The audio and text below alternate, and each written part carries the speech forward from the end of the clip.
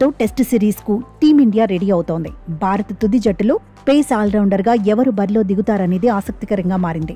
Nitish Kumar Reddy versus Shardul ఠాకూర్గా scene కనిపిస్తోంది. కానీ హార్దిక్ పాండ్యా టెస్టులు ఆడితే బాగుండేదనే చర్చ ఉంది. పాండ్యా బరిలో దిగితే భారత టెస్టు జట్టుకు బ్యాలెన్స్ వచ్చేదనే కామెంట్స్ వినిపిస్తున్నాయి. జట్టులో నితీష్ కుమార్ రెడ్డి, శార్దుల్ ఠాకూర్ ఉన్నప్పటికీ హార్దిక్ పాండ్యా రేంజ్ వేరని మాజీలు అంటున్నారు. 2021-2023 వరల్డ్ టెస్ట్ ఛాంపియన్షిప్ ఫైనల్లో హార్దిక్ ఆడితే భారత్ గెలిచేదని ఇప్పటికీ గుర్తు చేసుకుంటున్నారు. ఆస్ట్రేలియాలో బోర్డర్ గవాస్కర్ ట్రోఫీలోనూ పాండ్యా ఆడాలనే డిమాండ్స్ వినిపించాయి. ఆ దిశగా హెడ్ కోచ్ గౌతమ్ గంభీర్ మాట్లాడినట్టుగాను ప్రచారం జరిగింది. ఫిట్గా ఉంటే 3 ఫార్మాట్లలో ఆడాలని గౌతీ కోరినట్టుగాను కథనాలొచ్చాయి. కానీ హార్దిక్ పాండ్యా మాత్రం టెస్టుల్లోకి రాలేదు, కంబ్యాక్ ఇవ్వలేదు. బోర్డర్ గవాస్కర్ ట్రోఫీలో నితీష్ కుమార్ రెడ్డి అద్భుతంగానే రాణించాడు. భారత జట్టుకు పేస్ ఆల్రౌండర్గా తానే బెస్ట్ చాయిస్ అనిపించుకున్నాడు. అయితే బోర్డర్ గవాస్కర్ ట్రోఫీతో పోల్చితే ఇంగ్లాండ్తో పిచ్లు డిఫరెంట్గా ఉంటాయి. ఆస్ట్రేలియాలో బ్యాట్ మీదకు బంతి వచ్చింది, దీంతో అటాక్ చేయడానికి వీలైంది. ఇంగ్లాండ్లో మాత్రం బంతి స్వింగ్ అవుతుంది.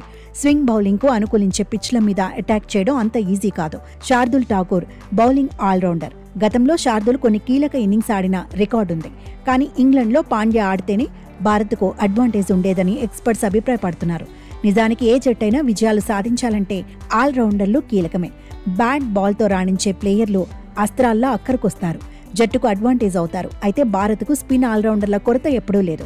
వైట్ బాల్ ఫార్మాట్లో భారత జట్టు ఎక్కువగా హార్దిక్ పాండ్యా మీదే డిపెండ్ అవుతోంది. గాయాలు, ఫిట్నెస్ సమస్యల కారణంగా హార్దిక్ 2 ఫార్మాట్లలోనే ఆడుతున్నాడు. వర్క్లోడ్ను తగ్గించుకునేందుకే ప్రయత్నిస్తున్నాడు. అందులో భాగంగానే వన్డేలు, టీ20లో ఆడుతున్నాడు. ఐపీఎల్లోనూ బరిలో దిగుతున్నాడు.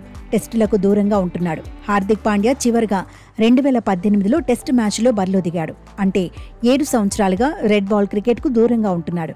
టెస్టుల్లో హార్దిక్ 11 మ్యాచ్ల్లో బరిలో దిగాడు. 17 వికెట్లు సొంతం చేసుకున్నాడు. 523 పరుగులు ఖాతాలో వేసుకున్నాడు. ఇందులో 1 సెంచరీ, 4 హాఫ్ సెంచరీలు ఉన్నాయి.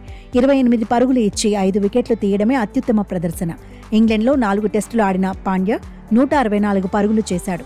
అత్యధిక స్కోరు 52 పరుగులు. ఇంగ్లాండ్లో 6 ఇన్నింగ్స్ల్లో బౌలింగ్ చేసి 10 వికెట్లు సొంతం చేసుకున్నాడు. ఈ రికార్డ్ చూసే ఈసారి ఇంగ్లాండ్లో పాండ్యా ఆడితే బాగుండేదనే చర్చ జరుగుతోంది.